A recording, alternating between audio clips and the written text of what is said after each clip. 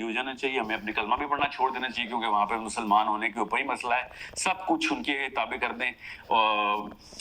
Hallelujah गाना शुरू कर दें, जाके चर्चों में डांस शुरू कर दें। मतलब आपने तो जो सिरा पकड़ा है उसके बाद तो एक एक करके आपने सब कुछ ही खत्म कर देना है।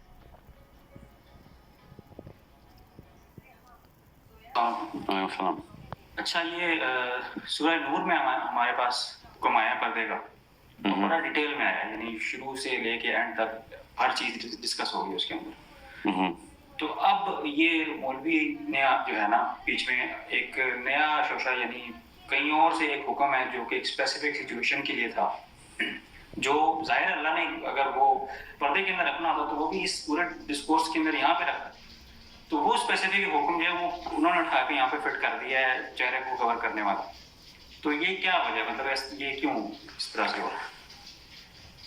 आपके सवाल के अंदर दो सवाल हैं। एक तो क्या अल्लाह ताला की कुरान पाक के अंदर जहाँ जहाँ पे जिस चीज़ के बारे में हकाम हैं वो क्या अलग से ट्रीट किए जाएं, या जिस चैप्टर को अल्लाह ताला ने खुद शुरू किया है उस चैप्टर को जहाँ पे भी हम ख़त्म कर रहे हैं, अल्लाह ताला ख़त्म कर रहे हैं, तो उसके अलावा उस चैप्टर के बारे में कोई भी आयत है तो उसको फिर हम उसमें शामिल ना करें। ये एक ऐसी बात है जिसका आई एम श्योर आप या कोई भी दुनिया में बंदा कंफ्यूज नहीं है कि अल्लाह ताला की कोई भी आयत हो, एक ख़ास मजमून के बारे में हो, तो ये नहीं देख सकते हम कि वो कुरान पाक है किस हिस्से में। अगर उस मजमून के ऊपर कोई अहकाम है तो उसको उस मजमून में डालना पड़ेगा, बगैर ये सोचे कि ये तो सूरह अहज़ाब में आया है और वहाँ पे सूरह नूर का चैप्टर है, क्योंकि नुज़ूली तरतीब भी हमारे पास नहीं है। पहली बात तो ये। दूसरी बात ये कि हम बाकी की तमाम तर लाइफ दुनिया ज़िंदगी के तमाम शोबों के अंदर कुरान पाक के अंदर फैली हुई तमाम तर आयात को इकट्ठा ही करके उसका एक मजमून खुद कंप्लीट करते हैं। दूसरी बात, जो सूरह नूर का चैप्टर एक कंप्लीट हुआ, शुरू हुआ, कंप्लीट हुआ, ये जो मफरूज़ा है ये बड़ा लेटर ऑन शुरू हुआ है उम्मत में कि सूरह नूर के अलावा पर्दे का कोई चैप्टर ही नहीं है। हालांकि पर्दे का चैप्टर तो है। पहली बात तो ये कि सूरह नूर का जो चैप्टर है वो घर के अंदर के आदाब है। अगर आप वो पढ़ें तो आपको पता चलता है वो चैप्टर शुरू ही तब होता है कि जब तुम किसी के घर में दाखिल हो। उसके बाद फिर महरम कौन है, नॉन महरम कौन है, ना महरम कौन है, और फिर बिल्कुल बाहर के बंदे के साथ खवातीन का किस तरीके का पर्दा होगा, घर के अपने मर्द हजरात जो कि खावन के आगे से रिश्तेदार हैं उनके साथ क्या रवैया होगा पर्दे का, वो वाला चैप्टर डिस्कस हुआ है। जैसे ही सूरह अहज़ाब की बारी आएगी तो वो खुद ही समझ आ जाती है कि वहीं से समझ आ जाती है कि वो जब औरत घर से बाहर निकलेगी तो उसके साथ पर्दे का इंतजाम करना है। और वो बड़ा क्लियर हुक्म है अल्लाह के नबी सल्लल्लाहु अलैहि वसल्लम की बीवियों के बारे में। लोग कहते हैं, और हुआ तो था वाकया, कि वो लोग फिर तंग करना शुरू हो गए थे कि हमें पता नहीं था कि वो आपके घर की बीवी हैं, तो पूरी की पूरी उम्मत की बीवियों पे हुक्म क्यों आ गया फिर? और अगर ये मान भी लिया जाए कि हाँ जी वो मुसलमान आज़ाद औरतों को जान के तंग करते थे, सारी आज़ाद औरतों को, तो नाउज़ुबिल्लाह अल्लाह ताला की वो आयत, इसमें भी दो शाखें। फिर एक तो क्या वो अल्लाह की आयत फिर क्या तनसीख मंसूख हो गई, नाउज़ुबिल्लाह, और अगर नहीं हुई तो क्या फिर वो उसी सिर्फ वाक़े के ऊपर मुख्तस करने की जो हमने जरूरत की है, क्योंकि वैसा ही वाक़या दोबारा होगा तब वाली अहकाम ट्रिगर होंगे। तो फिर वो वाला वाक़या तो 1400 साल क्या हज़रत आदम से चलता हुआ आ रहा है, औरतों को बाहर मर्दों ने तंग किया हुआ है। वो तो बाद में मुसलमानों को पहचानना ना पहचानने के ऊपर इतना कोई कॉम्प्लिकेशन, ये दिमाग की अपनी एक कॉम्प्लिकेशन है जो खुद क्रिएट करनी चाहे कोई बंदा तो हो कि नहीं वो मुसलमान अगर औरत होगी तो वो वाले लोग, उस तरह के लोग बाहर पाए जाएंगे जो कि आपको गैर मुस्लिम समझ के छेड़ेंगे, इसलिए सिर्फ उन लोगों के होते हुए मुसलमान औरतों ने मुंह को कवर करना है। तो ये तो एक जबरदस्ती एक कोई ऐसी कंफ्यूजन को अपने अंदर कोई दिल में कोई मर्ज पाल रहा हो तो हो, वरना तो एक बड़ी सिंपलिसिटी से देखा जाए कि सूरह नूर का चैप्टर घर के अंदर के आदाब बताता है। सूरह अहज़ाब की आयत जो है वो 59 वो घर के बाहर के आदाब बताती है। और हुक्म भी ऐसे ही आया कि आए नबी अपनी बीवी और बेटियों से कह दो और मुसलमानों की बीवी और बेटियों से कह दो कि जब घर से बाहर निकलें तो फिर उनके पर्दे के आदाब क्या हैं। सो ये जो, और अगर समझ लें कि सूरह नूर ही है, सिर्फ इसके अलावा कोई पर्दा नहीं है, तो फिर आप मुझे बताएं बाकी के आदाब कहाँ हैं? मतलब फिर तो सतर जाहिर उसमें तो सतर का कॉन्सेप्ट ही क्लियर नहीं होता कि औरत का कौन कहाँ पे क्या क्या चीजें उसने अयान करनी है, क्या नहीं कर सकती, स्पेशली घर के बाहर। सो ये मामला जो है ना वो उसको सूरह नूर को جو گھر کے اندر رکھیں، یہ چیپٹر ہے، اور وہ سٹارٹ بھی ایسے ہوتا ہے، اور سورہ احزاب کو باہر according to the tilt of the human beings, جس طریقے سے گناہ کا دور شروع ہوا اور بڑھتے سے بڑھتا جا رہا ہے، تو ہمیں تو کنسیپچولی سب سے پہلے ہمیں سورہ احزاب کی طرف رجوع کرنا چاہیے کہ یار اس وقت تو اکا دکا ایسا واقعہ ہوگا، اب تو روز ہوتا ہے۔ پہلے کہاں ایسے واقعات ہوتے تھے کہ 4 سال کی بچیاں ریپ ہوتی تھیں؟ عرب میں ایسا کبھی نہیں ہوتا تھا، اور یہاں پہ تو 4 سال کی بچی نہیں محفوظ، اور یہ کہہ رہے ہیں عورت کا منہ کیوں کور کریں، سورہ نور میں نہیں آیا ہوا۔ ان لوگوں کو تو چاہیے کہ لوہے کے ڈھکنوں میں عورتوں کو باہر بھیجا کریں، جس طریقے سے جو معاملات چل رہے ہیں۔ سو یہ ایک الگ بحث ہے جس کے اوپر ہم ایک نجی بحث کرنا شروع ہو جائیں کہ معاملات اس وقت کیا تھے کیا نہیں تھے۔ ابھی وہ معاملات اس سے کئی زیادہ بدتر ہے۔ رہی بات آپ کے سوال کی، تو وہ چیپٹر انڈورس اور آؤٹ ڈورس کے الگ الگ ہے۔ اچھا، یہ جو آپ نے بات بتائی ہے یہ بڑی عجیب آپ نے بتایا کہ انڈور پردہ اور ہے اور آؤٹ ڈور کا پردہ اور ہے۔ یہ تو کسی مولوی نے بھی آج تک کسی سے یہ بات نہیں سنی ان سے، تو یہ بڑا نیا ایک آپ نے کانسیپٹ نکالا ہے اور معاملے کو اور کمپلیکیٹ کر دیا۔ اور دوسرا میرا سوال آپ سے یہ ہے کہ اگر پردہ سچویشنل تھا باہر کا، کہ وہ ہراسمنٹ تھی اور اس کی وجہ سے وہ کر رہے تھے، تو اب تو پردے کے اندر بھی عورتیں ہراس ہوتی ہیں، باہر پورا نقاب کر کے بھی پھر بھی ہراس ہوتی ہیں، بلکہ باہر کے ملک میں تو نقاب والی زیادہ ہراس ہوتی ہے۔ وہ منی اسکرٹ میں جائے تو پھر ہراس شاید نہ ہو، لیکن نقاب میں تو وہاں پہ جو اسلام فوبیا ہے بالکل، وہ تو الٹا اس کو اور زیادہ ہراس کرتے ہیں، تو پھر اس کو تو اتار دینا چاہیے۔ بالکل، دو باتیں آپ نے کی، ایک تو کہ یہ نئی بات ہے کہ سورہ نور جو ہے وہ گھر کے اندر کے آداب بتا رہی ہے اور سورہ احزاب باہر کے، تو وہ تو آپ عربی پڑھیں گے تو خود ہی سمجھ آ جائے گا۔ بہرحال یہ بات نہیں ہے کہ نہیں، یہ 1400 سال سے اس بات پہ تو اجماع امت ہے کہ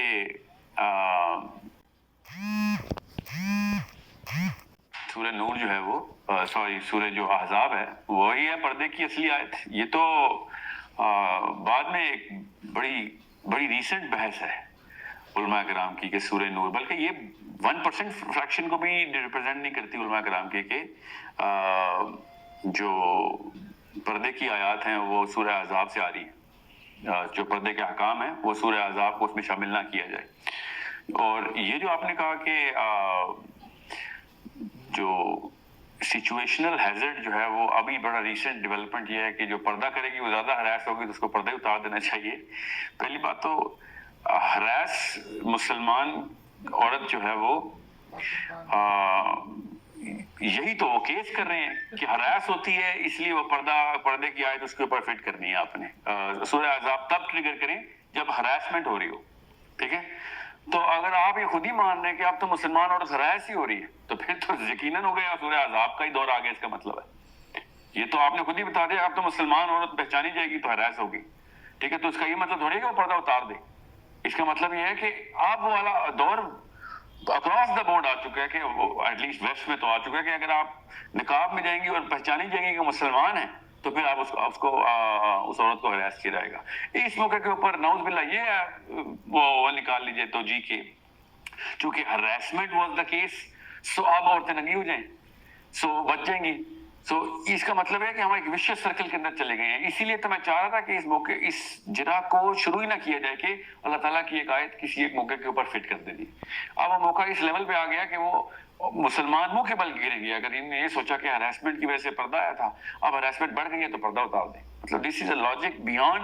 دس از بیونڈ ان لاجیکل، مطلب یہ والا لاجک کسی بھی جگہ کے اوپر آپ ٹھہرا کے کوشش کریں باقی کسی احکام پہ کہ جی چونکہ مسلمانوں کو اسرائیل مارنا شروع ہو گیا تو جہاد بند کر دیں، مطلب یہ بالکل وہی بات آپ نے کی، کیونکہ جیسے انہوں نے آپ گنیں ڈال لی ہیں تو ہم نے چونکہ گنیں اٹھائی تھی تو جہاد شروع ہو گیا تھا ہمارے خلاف، اب چونکہ وہ ایٹم بم لے آئے تو ہمیں چاہیے کہ ہم بندوقیں پھینک دیں۔ بالکل لٹرلی یہ والا لاجک ہے اس کے اوپر۔ اور